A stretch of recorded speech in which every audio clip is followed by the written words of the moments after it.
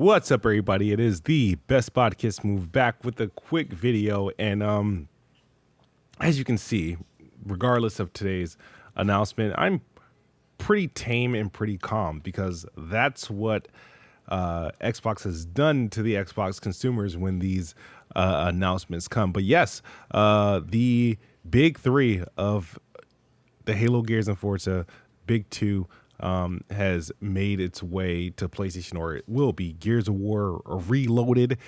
This is pretty much Gears of War 1 remastered in 4K, 120 FPS. I think is ray tracing support, and it's literally Ultimate Edition re-released. Gears of War 1 obviously was Xbox 360. Gears Ultimate Edition was a remaster, a 1080p remaster of Gears of War 1 that came out on PC and Xbox One. Now, Gears Reloaded is the remake, or not a remake, a remaster of that one, and it's coming out in August. This is a free upgrade to anybody that owns Ultimate Edition digitally. So that's, I guess, pretty cool. So it's a free upgrade for that. But it marks the first time the franchise will land on a PlayStation console. And yeah, that is it. No shame. You know what I mean? Band-Aids ripped off. And, I guess the value of an Xbox consumer is that you get it for free if you have the game, or obviously if you're a Game Pass subscriber, it's going to launch there.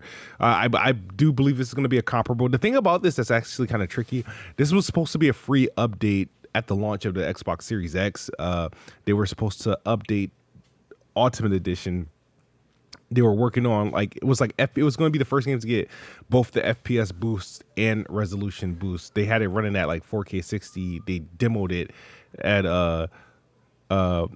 Digital Foundry when they first showed them the Series X and S. So there's that. So that's why it's kind of weird that they're releasing it, but they're using this update. That's why for an Xbox, it just means an update, but they're repackaging it, and they had to develop a version for the PlayStation, and that's why I'm curious to see how these comparisons stack up. It's not a Unreal Engine 5 version of the game. It's not going to be having Lumen and any of that stuff, Nanite and that stuff.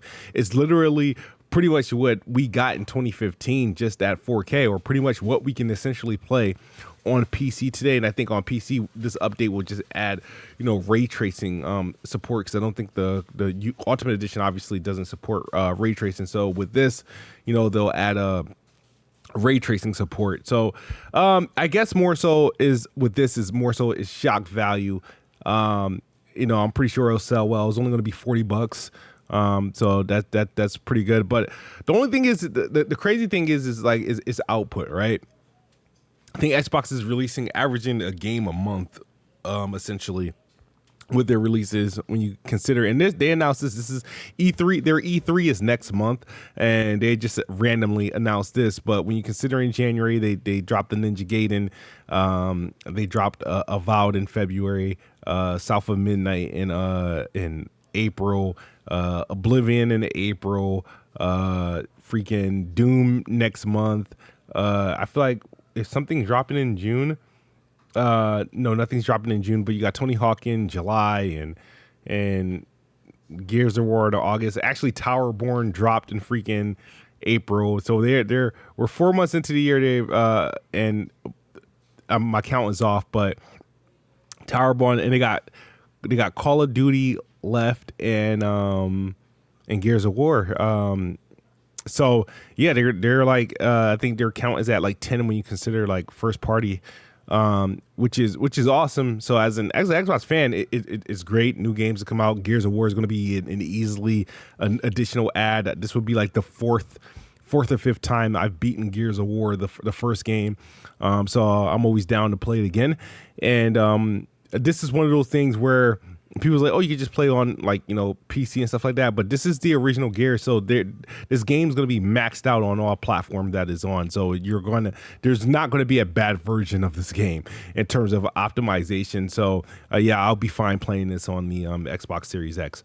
But yeah, it's weird. This is the reality that we're in. I'm curious to see what Xbox's financials are going to look like the next quarter, that the quarter that covers, you know, a lot of these games that they have ported to PlayStation. But their output is great. It's just the brand identity among console users is just it's in a weird space. But I've never been happier in terms on as playing on the platform. I've never been happier, actually. This is like I've been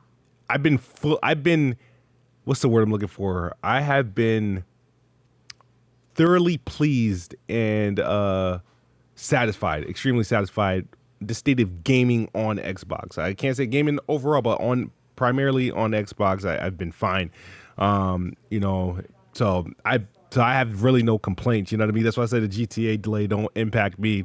Xbox been dropping heat. I don't know if they're going to be able to repeat this next year, but 2025 has been pretty heat, and there's been a lot of quality games coming out. But that's the video, guys. What's your thoughts? You know, does this release let you down as an Xbox fan? Does it matter? Is it matter because it's an old Gears of War game, or does it matter because it's not a new Gears of War game? But you know, this is the reality that they're you know, forcing us in, and we just pretty much dealing with it. But I'm happy. I like Gears of War. I didn't read up to see if the multiplayer is intact. If the multiplayer is still intact, then great. Matter of fact, let me read this. Let me read the to see if the multiplayer is still intact. Yeah, these are some, you know, screenshots that they got. Still, the looks no better than the oh, looks like multiplayer is intact. All right. Cool beans. Cool beans. Yeah, that's good. All right, guys, that's the video. I will see you guys on the next one. As always, Xbox is the best box. I am the best bot. Yeah, I'm on my Reg Peg. This is the Red Peg outfit. The t-shirt, bird chest, everything. Not a t-shirt, the tank top and bird chest. All I'm missing is the kufi. But that's the video, guys. As always, Xbox is the best box. I am the best bot. Good night or good morning if you're on the other side of the globe. I am out of here. Peace.